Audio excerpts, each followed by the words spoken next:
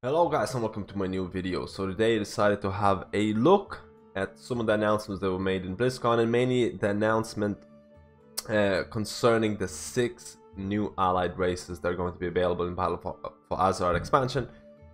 These new races are basically one of the biggest features that's basically going to be announced, beside the whole concept of the new expansion being trolls and pirates. Everyone's looking forward to like the new class or new specs or whatever coming in. So instead of that, Blizzard decided to create 6 allied subclasses, subraces, whatever you want to call it.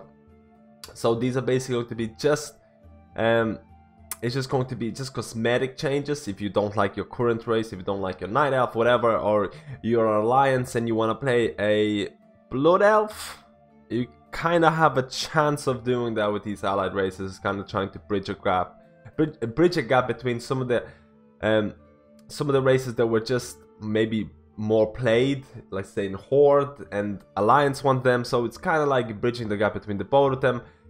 Some of the allied races are really cool. Some of them seem just kind of a little bit lazy. At the moment there are 6 of them in the game, or at least going to be announced at the start of the expansion. Blizzard did not say that they're going to stop at 6. They said there's going to be probably more. So let's have a look at them. So there's going to be 3 for Alliance and 3 for Horde. For Alliance, you get the Void Elves, you get the Dark Iron Dwarves, and you get the Lightforged Draenei. The Horde gets Nightborne Elves, Zandalari Trolls, and Highmountain Tauren. Now, you gotta keep in mind that in order to actually unlock these allied races when expansion comes out, you will have to do some kind of a main quest for most likely each of these allied races. You will have to complete some kind of a main quest on your main character, and then after completing probably a list, it's probably going to be a list of achievements or whatever. After completing that, you'll be able to unlock or start playing an allied race. Now keep in mind that when you create a new allied race, they're going to start level 20, so it's not going to be a really steep leveling curve. Either way, leveling is going to be fixed up by, when the allied race is going to be introduced. So the scaling of zones is going to be different. You're going to be able to level from like 0 or from 1 to 16 in like your starting areas, or very close to your starting area. So leveling is going to be easier, and that's purely because Blizzard wants you to start leveling these allied races. Blizzard wants you to have a good experience leveling these races, because why would you level them? Why would you just not pay money for Blizzard to race change once you unlock the main quest?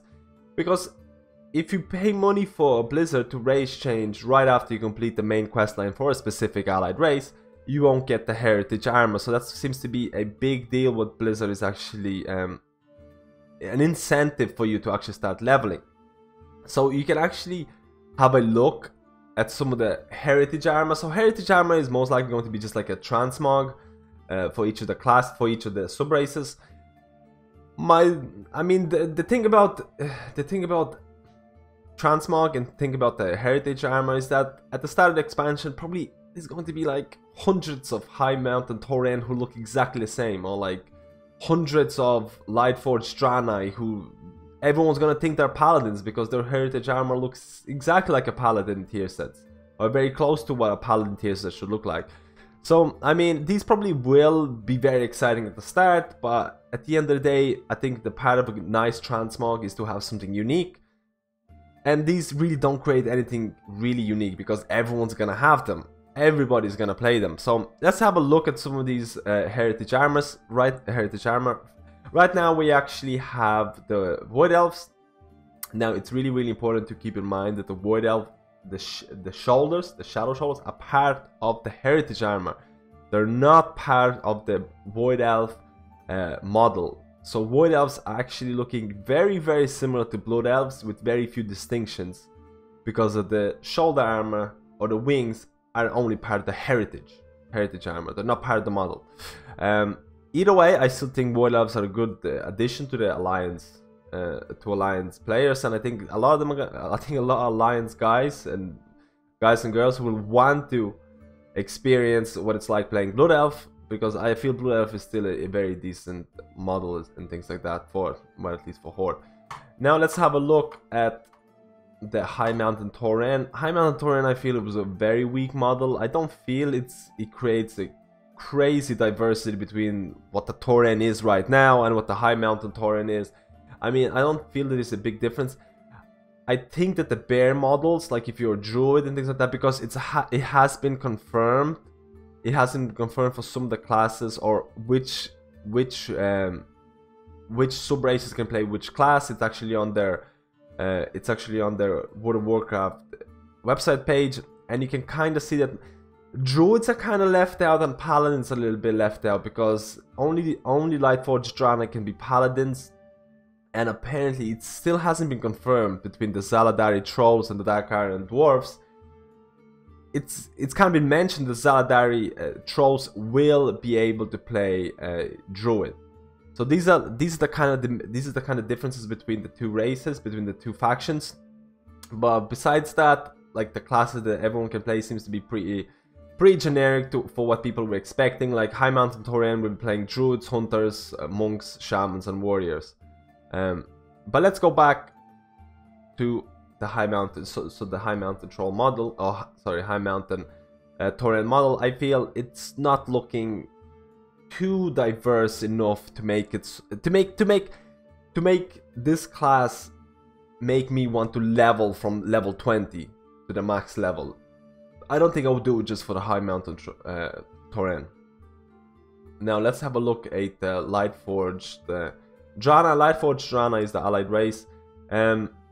I mean, the heritage armor looks really sweet. Like I said before, at the very start of expansion, it's probably going to be hundreds and hundreds of these models running around whatever city still survives. They're going to be running everywhere. Like it looks exactly like Paladin, and considering the fact that Lightforged Draenei can be hunters, mages, paladins, priests, or warriors, I feel that the heritage armor is highly subjective to the paladin. Does that make it good or bad? I feel it's pretty weak models for what they can come up with. That's my opinions on Lightforged Draenei. So now you have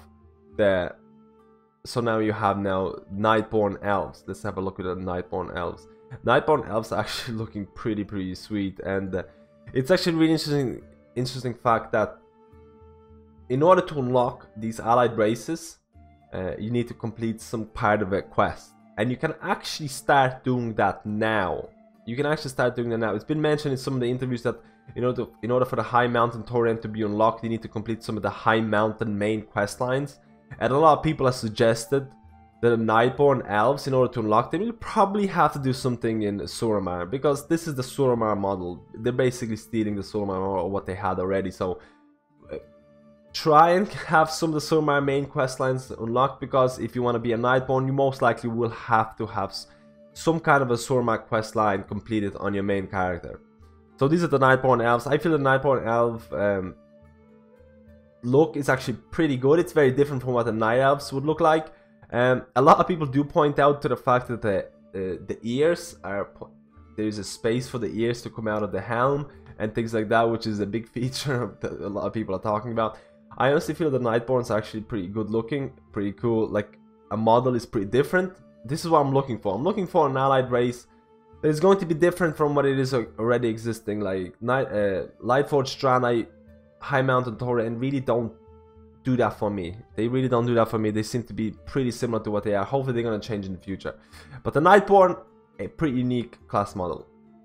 Now let's have a look at the Dark Iron Dwarves. Dark Iron Dwarves, I mean, this is from like BRF.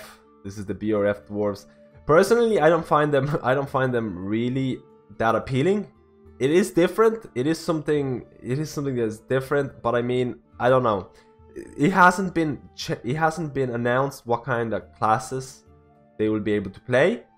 A lot of people are still speculating about what's possible, but these are one of the classes, and the races for them are not available, or racials for them are not available yet. So that's the Dark Iron Dwarves, and then you have the Zandalari Trolls, which technically for me, Zandalari Trolls are the favorite ones. They are just looking insanely good.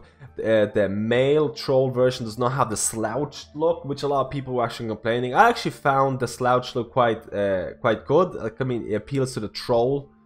It appeals to the troll in me, but the Zandalari Trolls right now are just looking insanely good. I mean, this is a model that's actually kind of making me think about swapping from Alliance to Horde just for Zandalari Troll. And in an expansion and in Battle for Azeroth expansion, it's all about that division, all about that faction division. You want to be really proud of whether you're Alliance and you're Horde. And if these allied races make me want to do it, then maybe I want to try out some of the Horde characters. But Zandalari Troll is looking really strong. So before I actually end the video, I forgot to mention the racials. I didn't forget, but I left it at the very end. There's 3 classes or 3 subclasses who have their racials revealed. Now there's going to be more racials revealed down the line, but at the moment there is Lightforged Draenei, Highmountain Tauren, and Void Elf. Void Elf has only been mentioned a little bit in an interview, and there's no real concrete information. The only thing that's been mentioned about Void Elf is that they're gonna have a short distance teleport, or like a short distance blink kind of deal. I'm not sure exactly how it's gonna work, but any class that has some kind of mechanics to do with distance closers or things like that, like you look at goblins, jump and things like that for mythical Jaden progression. It's why a lot of guilds actually were forced to pick up classes, because things like priest class in general don't really have a lot of gap closers and things like that. So short distance teleport could be OP, could be very good. I'm feeling like anyone could make use of that. Anyone can make use of short distance teleports. Anyone could do that. So I feel it's actually could be really strong. Now you have the Lightforged Draenei. Lightforged Draenei have Light Judgment, calls down a strike of holy energy, dealing holy damage to enemies within 5 yards after 3 seconds. 2.5 minute cooldown. Now I don't know, it feels just the damage modifier for the Lightforged Draenei. It doesn't seem like, I mean, as a healer you probably will want to use it, but I'm not crazy excited about it. It's pretty long cooldown as well. 2.5 minutes is actually really long. And then you also have Highmountain Tauren, racial ability Bull Rush, charges forward for 1 second, knocking enemies down for 1.5 second, 2 minute cooldown. So that's knocking enemies down, so that's almost like an AoE stun kind of thing. That could be really strong. Like even as a Highmountain Tauren warrior, just having a initial stun when actually charging the adds. I feel that's actually really interesting, and it could be actually really fun to play out. I am excited about the Void Elf teleport though. That's probably the one that I'm most excited for. Anyway guys, this has been a short overview, or at least a relatively short overview of the allied races and my feelings towards the models themselves. Like I have to mention that Zandalari Trolls for me are probably my favorite models right now. I feel maybe Nightborne is probably somewhere second. Nightborne is probably second, and maybe Void Elves are somewhere around the 3rd place or whatever. Because Void Elf shoulders are just heritage armor. It kind of makes them a bit less appealing for me. But either way guys, let me know how you feel about these allied races, allied subclasses, or whatever you want to call them. Which one is your favorite? Which one's your favorite? And let me know, are these allied sub-races, are they enough to bring you back to the game? Are they enough to get you hyped up for the Battle for Azeroth expansion?